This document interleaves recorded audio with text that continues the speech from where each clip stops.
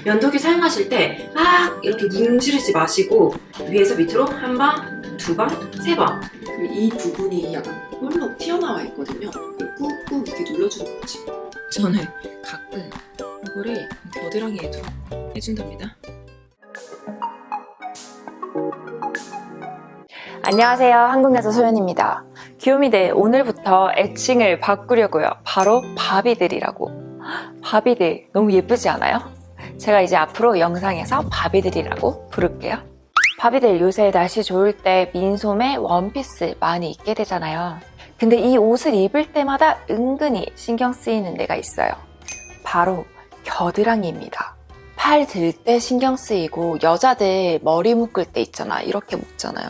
그때도 신경 쓰이잖아요. 겨드랑이 착색 때문에 고민이신 분들이 꽤 많더라고요. 제가 이거를 구출하러 왔어요. 겨드랑이 착색된 거 개선할 수 있으니 영상 끝까지 봐주세요. 저는 겨드랑이가 착색이 안 되고 엄청 깨끗한 편이에요. 내가 왜 겨드랑이가 깨끗한 편이지? 라고 생각을 해봤거든요. 제가 무의식적으로 하고 있던 습관들이 저의 겨드랑이를 지켜주고 있었던 거죠. 그 습관들을 알고 나서 이게 효과가 있을까라는 생각이 들었죠. 제가 엉덩이 밑에 좀 착색이 되어 있는 거예요. 이 방법을 사용을 해봐야겠다. 효과가 있는지 이 습관대로 해봤는데 확실히 개선이 되더라고요. 제가 이 팁들 다 알려드릴게요. 우선은 겨드랑이가 왜 착색이 되었는지 알아야겠죠? 첫 번째, 쪽집게 배신, 올바른 면도법. 겨드랑이가 우리 피부의 눈가 피부만큼 엄청 예민하고 얇아요. 제가 족집게를 사용한 적이 있었어요. 근데 족집게를 다 사용하고 나서 붉어지고 그 닭살처럼 두두두두두 올라와 있는 거예요. 그거 보자마자 이거 모공이 엄청 넓어질 것 같은 느낌인 거예요. 알고 보니까 쪽집게로 털을 이렇게 뽑게 되면은 모낭 주변 조직이 엄청나게 손상이 돼요. 이게 반복이 되잖아. 그럼 겨드랑이 이제 피부도 자기를 보호하기 위해서 멜라닌 색소를 막 뿜어내요. 그렇게 되면은 색소 침착이 생기는 거죠. 족집게를 사용을 안 하고 어떤 걸 사용하냐면은 바로 비누 달린 면도기를 사용을 해줘요. 자, 샤워할 때 면도기를 사용을 해볼 건데 이렇게 비누가 달려있는 면도기를 사용해 주시는 게 좋아요.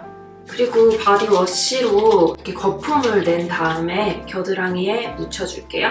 면도기 사용하실 때 막 이렇게 문지르지 마시고 위에서 밑으로 한 번, 두 번, 세 번, 밑에서 위로 하나, 둘, 셋 이렇게만 해주셔도 괜찮아요. 깨끗하게 제거가 됐습니다. 두 번째, 쉴 새 없는 마찰. 이 옷이 전쟁이에요. 팔을 이렇게 움직이면서 겨드랑이랑 옷이랑 마찰이 생기잖아요. 그럼 색소 침착이 생겨요. 우리 구두를 신었다 생각을 해보잖아. 구두 그 뒤에 이렇게 쓸리면은 계속 까맣게 변하고 딱딱하고 굳은 살이 생기잖아요.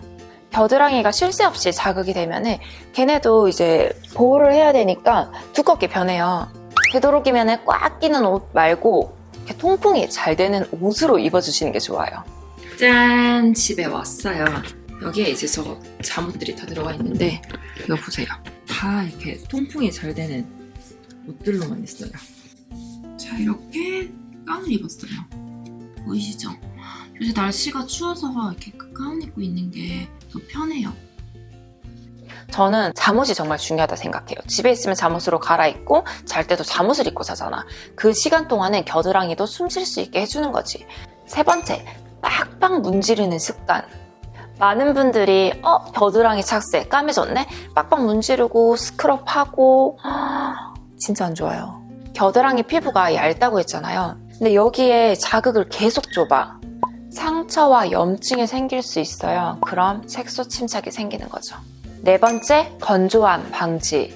은근히 놓치는 이 겨드랑이 건조함. 얼굴 씻고 피부가 건조하니까 스킨케어를 바르잖아요. 겨드랑이도 똑같이 바디크림 바르면서 겨드랑이도 발라주시는 게 좋아요. 수분이 부족하면 피부 장벽이 무너져요.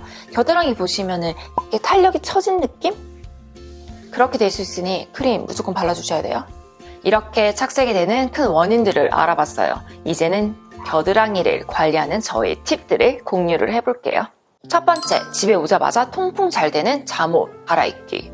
두 번째, 샤워할 때 마사지. 우리 몸에서 이게 겨드랑이는 노폐물 독소가 쌓이는 곳이에요.